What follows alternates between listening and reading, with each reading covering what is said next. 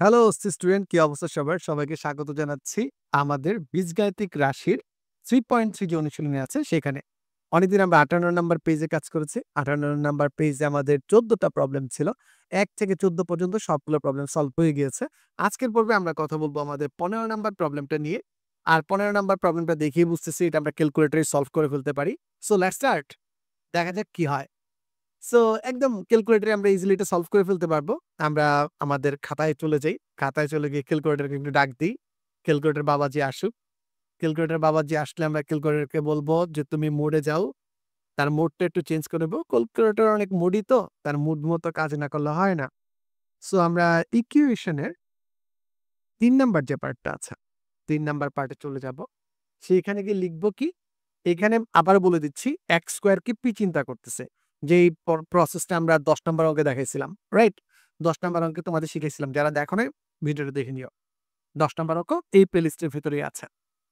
So x square এর সহগ কত? 4 দেন হচ্ছে -27 হচ্ছে x এর সহগ 27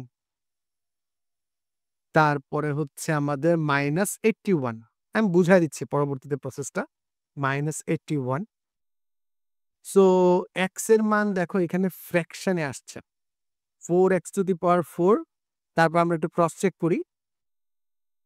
4x টু দি পাওয়ার 4 ভুল লিখলে তো আসবে, আসবে না? -27 কে যদি তুমি -17 লিখো তাহলে আসবে না? আমার মতো কারা, কারা এরকম ভুল করো বলো?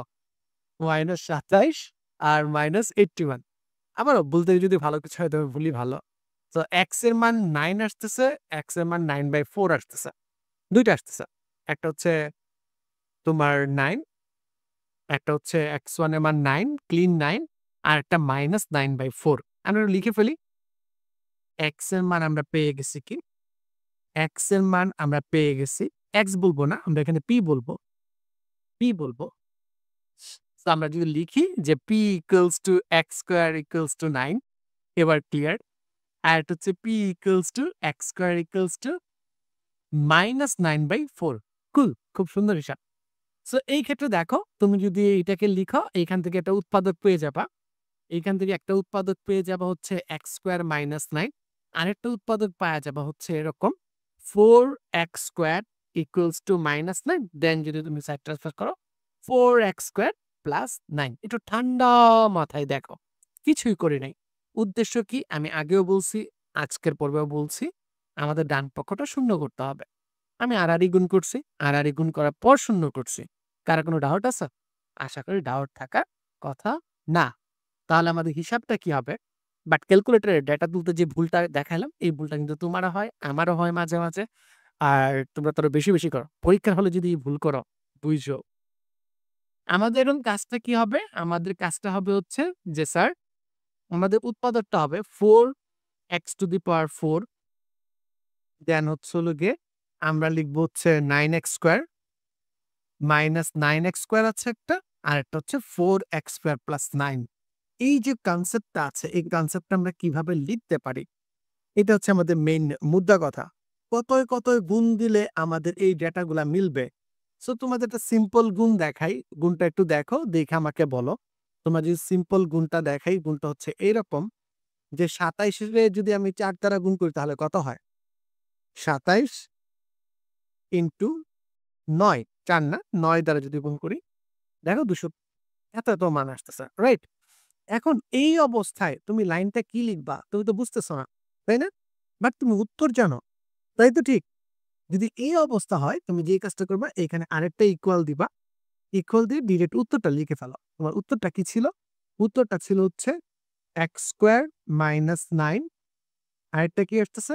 x square plus 9 4x square plus 9 sorry 4x square plus 9 right? তুমি উত্তরটা লিখে ফেলো। এখন তোমাকে যে কাজটা করতে হবে এটা গুণ করতে হবে। 4x টু দি পাওয়ার 4 উপরের লাইনে লিখবা। এই লাইনে না। 4x to the power 4 x square দ্বারা যদি 9 কে গুণ করো বা 9 দ্বারা যদি এটাকে করো ৪ নং ৩৬ মাইনাস 36 এক্স স্কয়ার কি করছেন স্যার? এইটা দ্বারা এটাকে গুণ করছে। যাতে মাইনাসের সাইনটা বড়, বড়টা আগে আসবে তো ওটা দেখানোর জন্য। প্লাস প্লাস কি বা হ্যাঁ, প্লাসের তো হবে।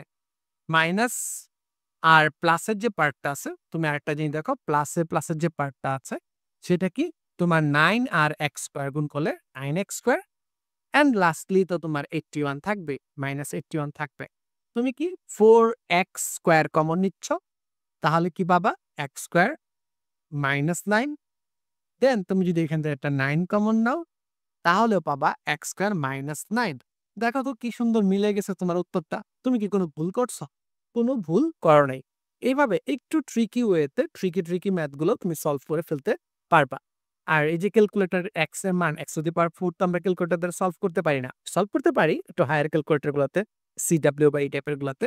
বাট নরমাল আমরা 100 ms বা 991 ESM তে কিন্তু x to the power 4 solve করতে পারি না। তখন আমরা এই ছোট গুটিবাজি টেকনিক গুলা ইউজ করি। রাইট? আশা করি সবাই প্রবলেমটা বুঝতে পারছো। অঙ্ক কিন্তু এখানেই শেষ না।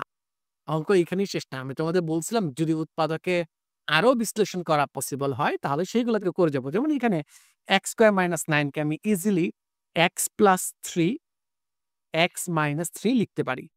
পারি না? বলো? 4x স্কয়ার প্লাস 9 এটাকে আবার লিখতে পারি না। কারণ ঋণাত্মক চিহ্ন হয়ে যেত লিখতে পারি না। And that's the answer. এইটাই হচ্ছে আমাদের সঠিক উত্তর।